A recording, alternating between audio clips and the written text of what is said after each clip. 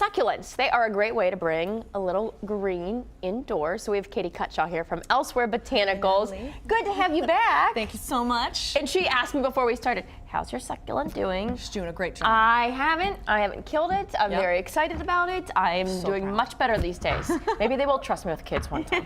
Okay, so today you're showing us, well, first of all, you brought a few with you today. Yes, yes. So what are you going to be going through here? I'm going to show you how you can properly and healthily plant succulents in pots without drainage holes, because sometimes we find some things at the thrift store that we really love and we'd like to put our plants in, but we want them to thrive.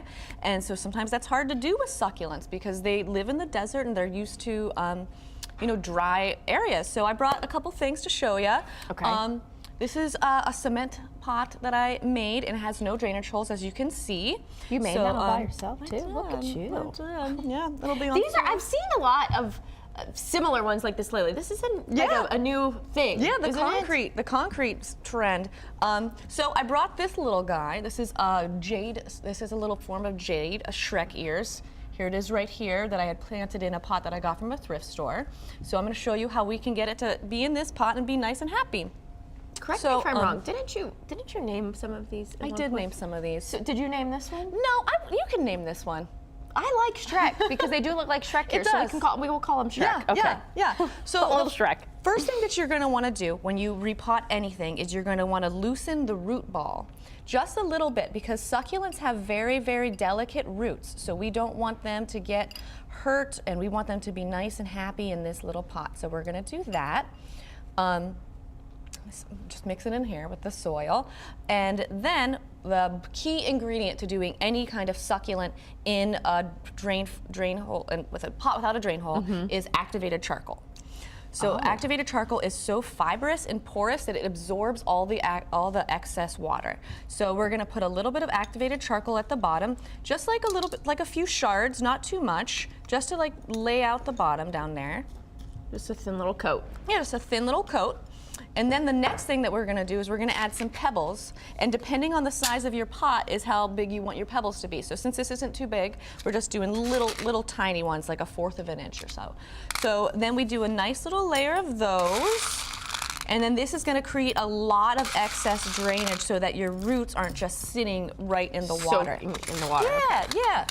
So then I got this cactus. It's this organic cactus and succulent soil. It has a lot of really good draining properties, some peat moss, some sand, and then I add a little bit of extra perlite. So that's something that you can always do when you want to make better drainage in your pots.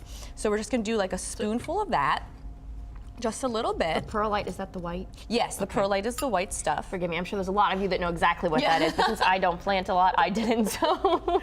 Right. So just a little bit, because this guy already has quite a little bit of a soil on him, so he is going to be nice and happy in here. Loosen up this root ball just a little bit more. Dig a little hole, and we want the root ball to be a little bit above the surface, so it's being elevated from the water that's going to drip down there. So, and then put a little bit of the soil around it. Get a little messy over here, but I like dirty manicures, it's fine. It's okay. Yeah.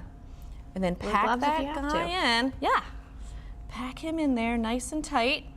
Now, how often do you have to water something like that then? So because it's in a hole without a pot without a drainage hole, we're not going to water it that much. Okay. I'd say every 2 weeks, in less water than you would water your other succulents. So I would probably start with maybe a fourth of a cup of water every 2 weeks. And if you end up putting a little bit too much water in there, you can just hold your plant down slightly and just drain it out a little bit, because succulents get root rot really easily. So it's really important that you pay attention to the watering. Underwatering is always the way to go with succulents.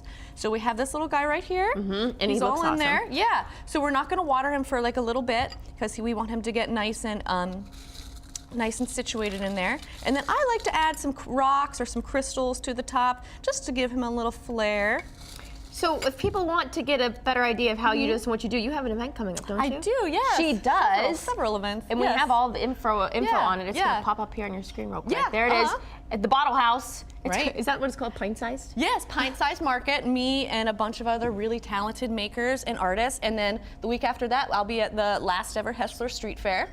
50th So they can go anniversary. and can they purchase anything from you too? You so can purchase this guy. Now you saw it right here on New Day Cleveland. That's going to go for a lot of money. I can tell. He's famous. Remember, his name is Shrek, so when you go and you see her, just ask for Shrek, and hopefully he hasn't been sold yet. So no autographs. No He autographs, doesn't have any please. thumbs.